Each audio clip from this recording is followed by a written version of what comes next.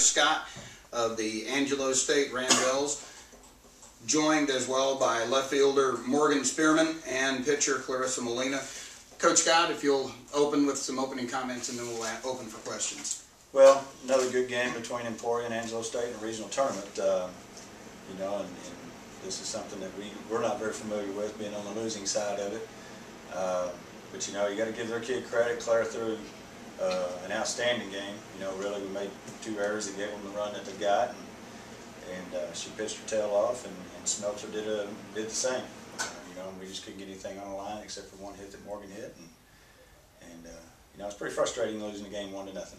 But you know, that's the way it goes.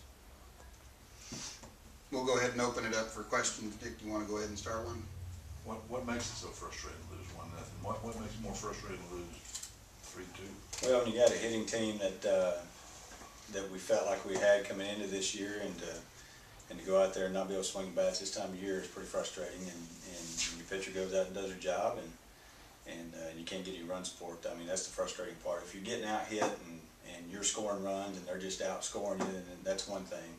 But you know, not making adjustments in the batter's box is you know, it's pretty disappointing for players and coaches. What was that girl doing that made her throw that one hitter? I mean, it looked like y'all were hitting the ball. You know, it didn't like she was overpowering anything. She wasn't really throwing much. She was just getting underneath it, not hitting the ball on the line.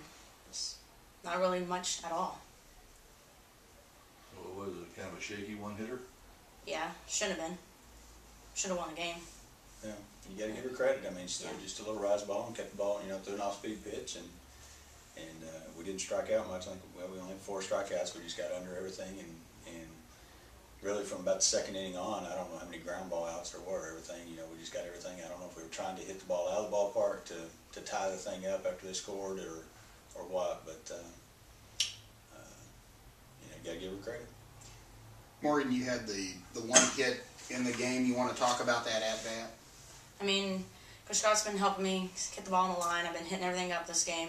So he just told me, keep your elbow in and hit the ball. And she left it fat, so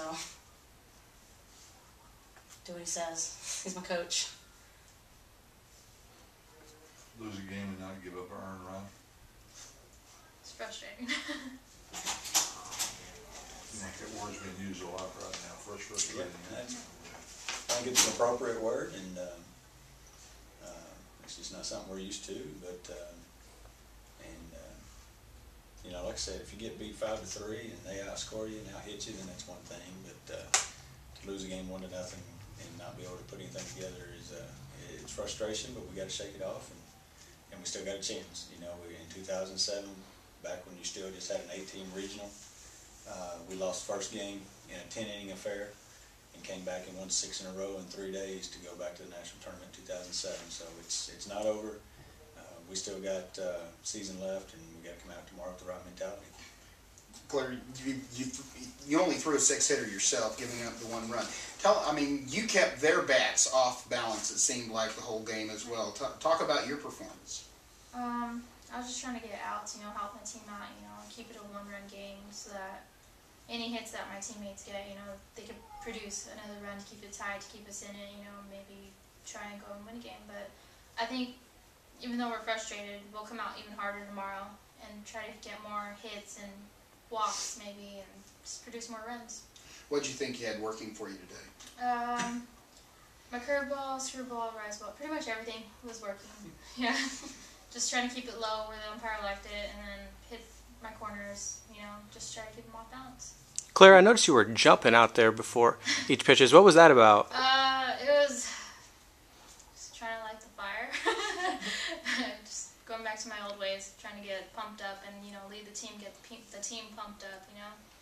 We had a conversation last week about leading in the circle, and I felt that that would be a good way to start it. So. How do you see the Midwestern Emporia matchup tomorrow? Well, you know, all 8 teams really that are in the regional tournament in the South Central region, you know, have a chance to win it. So, you know, and those 2 are going to be no exception. You know, Midwestern's got the great pitching, and then they're hot right now offensively. And, you know, and Emporia's been here and done that as well. So, you know, it's pretty tough when you have us, Emporia, and Midwestern in the same regional. We've been 1, 2, and 3 in the regional rankings all year long until last week, and you know, we dropped to 4 and 5. So here we are all together, which, you know, you'd like to think that for the majority of the season we were the top 3 team in this region. So it's going to be a dogfight, but my focus right now is Texas A&M International. Speaking of Texas A&M International, Coach, you've had success throughout your career against them, but it's never been easy. Talk about their team and what tomorrow, the challenges that you guys face. They've never beaten us, and every time we play them, when we walk off the field, I'm like, thank goodness that's over, because they just fight, and it's a group of kids that started the program.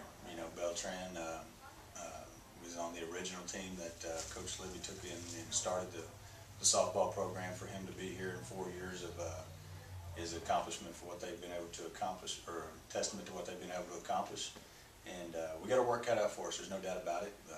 You know, even though they're the 8th seed in this tournament and they won the tournament to get in, they're a team that we know that we can't take lightly, because it's always been a great battle with International, and you know, I respect what Coach Libby's done. It'll be fun to compete against him.